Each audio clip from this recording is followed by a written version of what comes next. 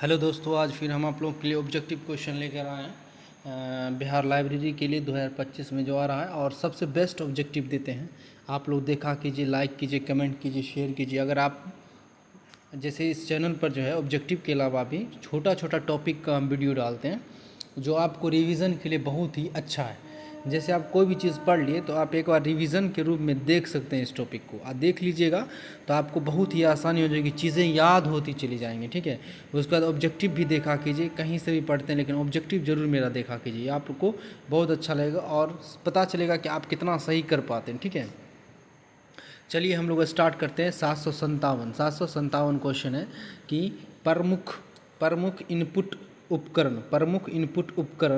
उपकरण है। तो निम्नलिखित में से कौन सा प्रमुख इनपुट उपकरण है? इनपुट के बारे में पूछा। ठीक है, कंप्यूटर से अभी क्वेश्चन चल रहा है तो कंप्यूटर का ही क्वेश्चन आएगा। तो 757 का क्या हो जाएगा?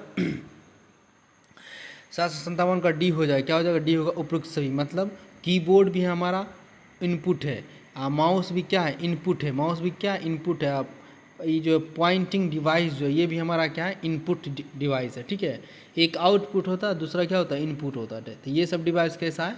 Input device. उसके बाद है 58 नंबर, कंप्यूटर का दिमाग और दिल किसे कहा जाता है? दिमाग और दिल किसे कहा जाता है ये आप लोग को बताना है। 558 का हो जाएगा, ए हो जाएगा CPU को कहा जाता है, CPU को कहा जाता है। उसका 59 है, कंप्यूटर में डाटा के प्रोसेसिंग का कार्य किया जाता है। तो डाटा के प्रोसेसिंग का कार्य कौन करता है? CPU करता है। आउटपुट डिवाइस करता है, इनपुट करता है, कौन करता है? तो 59 का क्या हो जाएगा? ए हो जाएगा। 59 का ए हो जाएगा, CPU करता है। कौन करता है? प्रोसेसिंग कौन करता है? CPU करता है। उसके बाद अगला क्वेश्चन है आप लोगों के लिए 60 नंबर, CPU के 3 भाग होते हैं। तो कौन कौन CPU का 3 भाग होता है? एक में है कंट्रोल यूनिट, दूसरा है मेमोरी यूनिट, और तीसरा यहाँ थोड़ा सा डैश डैश दिया हुआ, चलिए कोई बात नहीं। तो 760 का क्या हो जाएगा? 760 का हो जाएगा, ए हो जाएगा अर्थमेटिकल लॉजिकल यूनिट।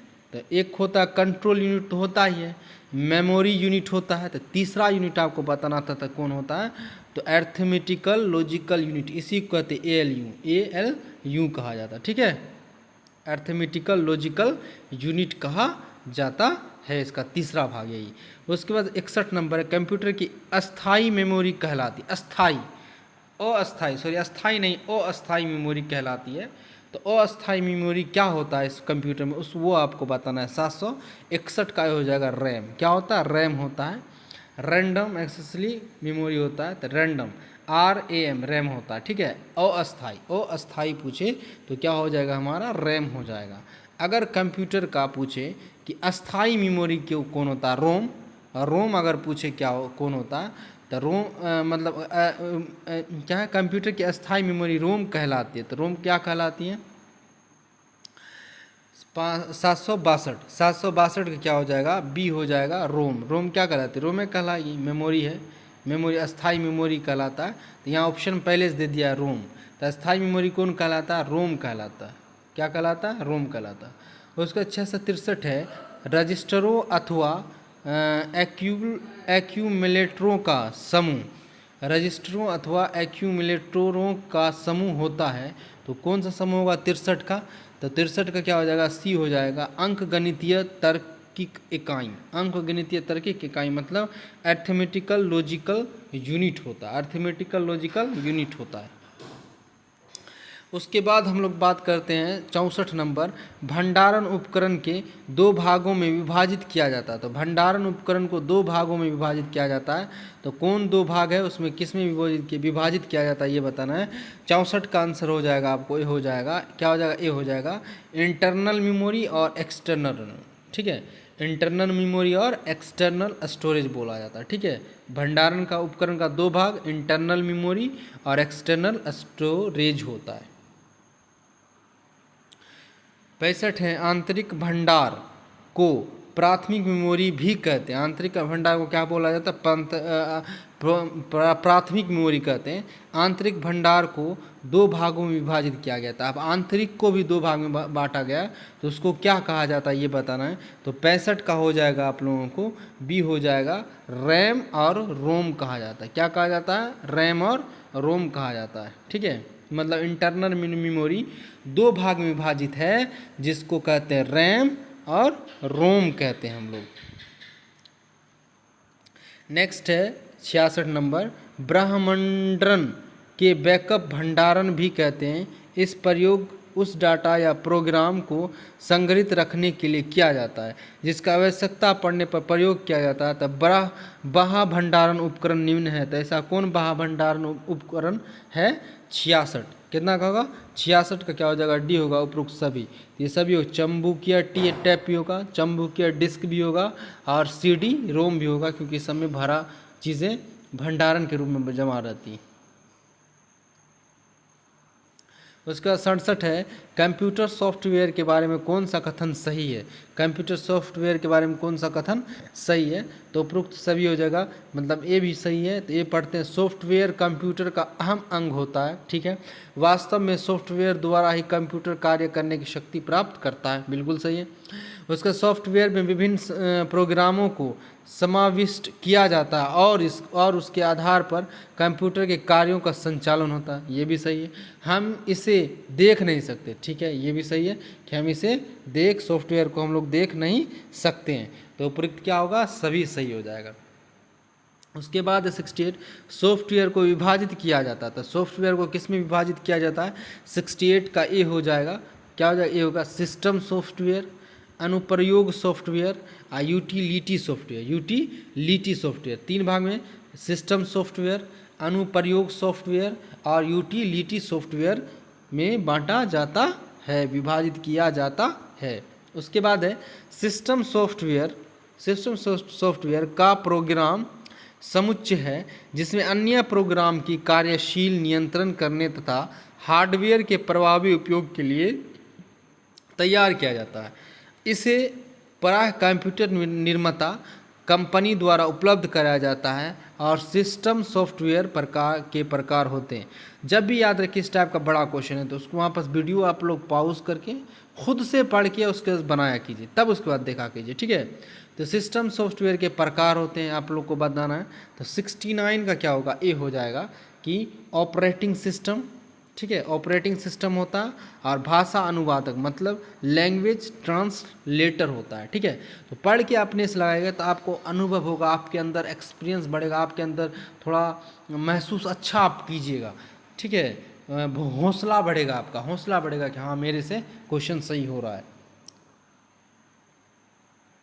उसके बाद हम लोग बात करते हैं Microsoft disk operating system MS DOS के विकास का श्रेय किसे जाता है? ठीक है, तो 70 का हो जाएगा, ए हो जाएगा माइक्रोसॉफ्ट कॉर्पोरेशन को। किसको जाता है? माइक्रोसॉफ्ट कॉर्पोरेशन को जाता है। विकास का श्रेय किसको जाता है? माइक्रोसॉफ्ट कॉर्पोरेशन को जाता है। Microsoft disk operating system MS DOS का उद्भव किस वर्ष हुआ था?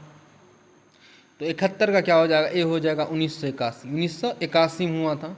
माइक्रोसॉफ्ट कॉर्पोरेशन के संस्थापक हैं। माइक्रोसॉफ्ट कॉर्पोरेशन के संस्थापक कौन थे? तो 72 का हो जाएगा आप लोग को ए। क्या हो जाएगा? ए होगा बिल गेट्स। कौन है? बिल गेट्स हैं।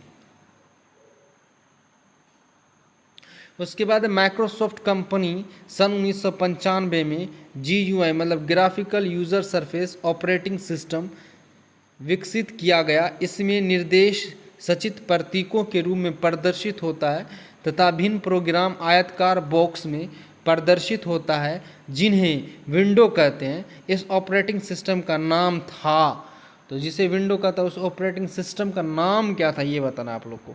73 का क्या हो जाएगा? बी हो जाएगा MS विंडो 95। MS विंडो 95 था।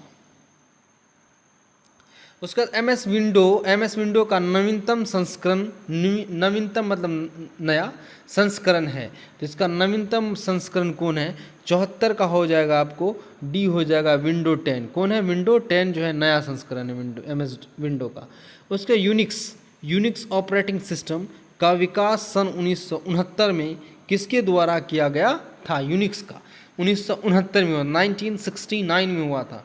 तो 75 का आंसर हो जाएगा आपको, ये हो जाएगा केन थॉमसन के द्वारा किया गया था। किसके द्वारा किया था? केन थॉमसन के द्वारा।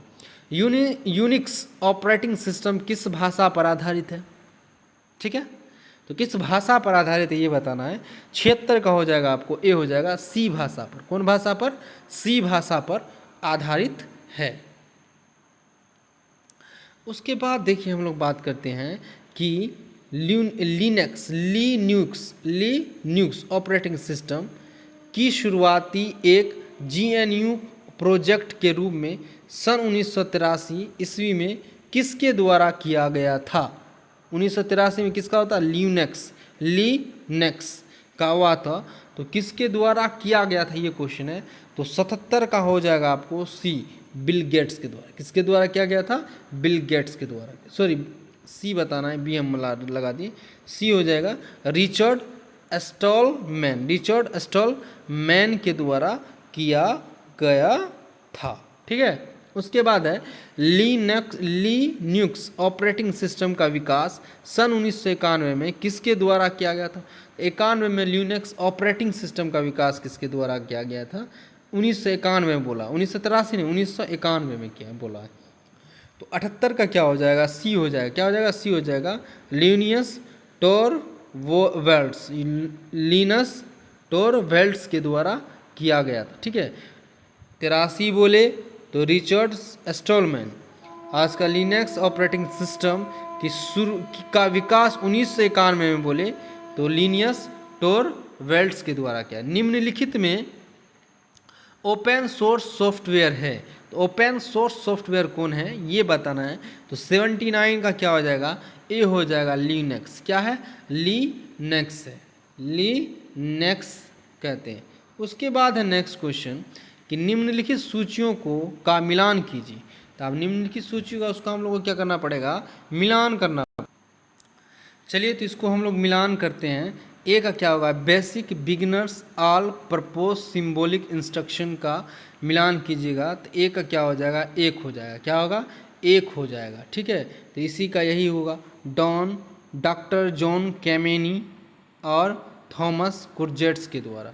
उसके बाद है फोर्ट्रॉन फॉर्मूला ट्रांसलेशन कौन किया था? तो जॉन बेकस के द्वारा किया गया था। बी का क्या होगा? 2 होगा। उसके बाद कोबोल कॉमन बेसिक ओरिएंटल किया गया था ग्रेस मेरे हॉपर के द्वारा। पास्कल तो निकल्स वर्थ के द्वारा किया गया। ठीक है, तो इसको याद रखिएगा आप लोग। ये मिलान था, याद होगा तो मिलान कर लीजिएगा, या फिर इसमें से 1-2 भी याद होगा तो आप लोग मिलान कर सकते हैं। ठीक, उसके बाद है क्वेश्चन हम लोग देखें तो सी लैंग्वेज भाषा के विकासकर्ता कौन हैं? सी भाषा का बताना है। तो 81 का आपको हो जाएगा, ए हो जाएगा डेनिस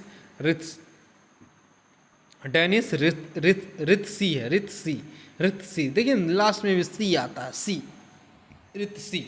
तो सी भाषा का कौन किया? डेनिस रित्सी किया। जावा का भाषा का विकास करता कौन है? जावा इम्पोर्टेंट याद रखिएगा। तो 82 का आपका हो जाएगा क्या आंसर? सी हो जाएगा जेम्स गोसलिंग है। गोसलिंग जावा का विकास कौन किया था? जेम्स गोसलिंग्स। उसके बाद अगला क्वेश्चन है कि प्रोलोग प्रोग्रामिंग इन लॉजिक के भाषा का विकास करता कौन है? प्रोलोग प्रोग्रामिंग इन लॉजिक का बताना है। तो 83 का अगर आप लोग देखेगा 83 का, तो 83 का बी हो जाएगा एलन कोलमेरियर हो जाएगा। ठीक है, उसके बाद लोगो भाषा के विकास करता कौन है? लोगो भाषा के विकास करता कौन है? तो 84 का आप लोग को हो जाएगा डी वैली फ्यूरजीज एंड सैम्यूर पेपट। ठीक है, नाम भी अजीब है। तो याद रखना है बस ये लोगो का वैली फेरुजिंग, वैली याद रखेगा तो याद ही रहेगा। सैम्यूर पेपट, ठीक है, वैली और पेपट मिलके क्या था, किसका, लोगो का। उसके बाद है आज का लास्ट क्वेश्चन है कि स्विचिंग परिपथ से संबंधित तकनीक निम्न में से है। स्विचिंग परिपथ से तो सर्किट स्विचिंग है, संदेश मैसेज स्विचिंग है, तो तीसरा क्या हो जाएगा, 85 का हो जाएगा आपको पैकेट स्विचिंग। क्या हो जाएगा तीसरा, पैकेट स्विचिंग है। स्विचिंग से संबंधित बोला परिपथ है तो सर्किट स्विचिंग हो जाएगा, संदेश स्विचिंग हो जाएगा, मैसेज स्विचिंग जिसको कहते हैं। तीसरा की बात करते हैं तो पैकेट स्विचिंग हो जाएगा। ठीक है, तो आप लोग थैंक यू देखने के लिए, लाइक करने के लिए, शेयर करने के लिए आप लोग का बहुत बहुत शुक्रिया, थैंक यू। मेरे चैनल को थोड़ा आगे बढ़ाइए, आप लोग के सपोर्ट से ही आगे बढ़ेंगे, नहीं तो हम आगे नहीं बढ़ सकते। ठीक है, थैंक यू, बहुत बहुत शुक्रिया आप लोग का।